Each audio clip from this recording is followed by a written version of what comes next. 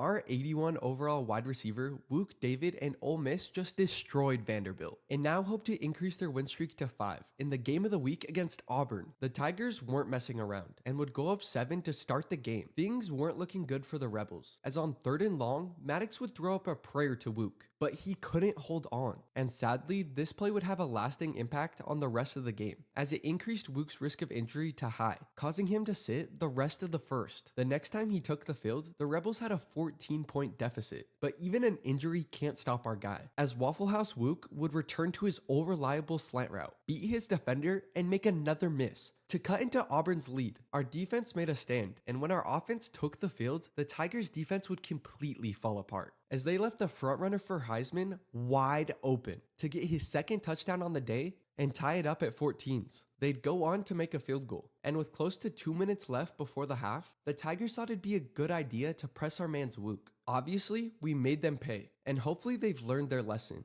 that if you press, you're gonna be left depressed. Inside the 15, Maddox would throw a dime to our boy Pope, who'd scored to give us the lead going into the break. Just kidding, we got the ball back with under a minute to go, and we're feeling a little too confident because AJ would make a costly mistake, throwing a pick that allowed Auburn to quickly score. So far, the wear and tear seemed to not have any effect on Wuke, but our coaches were too cautious, and Wuke watched on the sidelines the entire third and half of the fourth. But Wuke wouldn't allow them to go out like this, as when he finally took the field, he cooked past another white corner not named Cooper DeJean. And even with a duck of a throw from our QB, we'd make a massive play to get inside the 10. The boys finished the drive while we were out, and the defense clutched up to make things interesting. The Rebels were desperate, and on 4th and 13, we were running 4 verts. There was only one guy Maddox trusted in this situation, and it was for a good reason. Barbecue chicken alert! Wuke blew by his defender to pick up the first and get to the 25 before getting tackled. The Rebels were running hurry up to save their timeouts, and once they finally hiked the ball, no one was open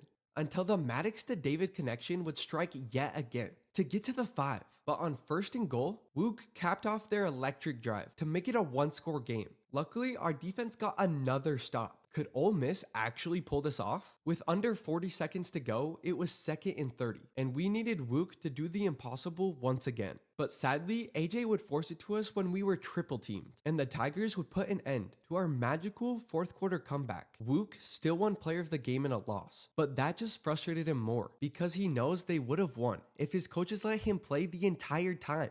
Wuke and the boys decided to go to a concert to get their minds off the loss, but it caused Wuke to become sick. Can Wuke have his own Jordan flu game and keep the Rebels' playoff hopes alive? Find out in the next episode.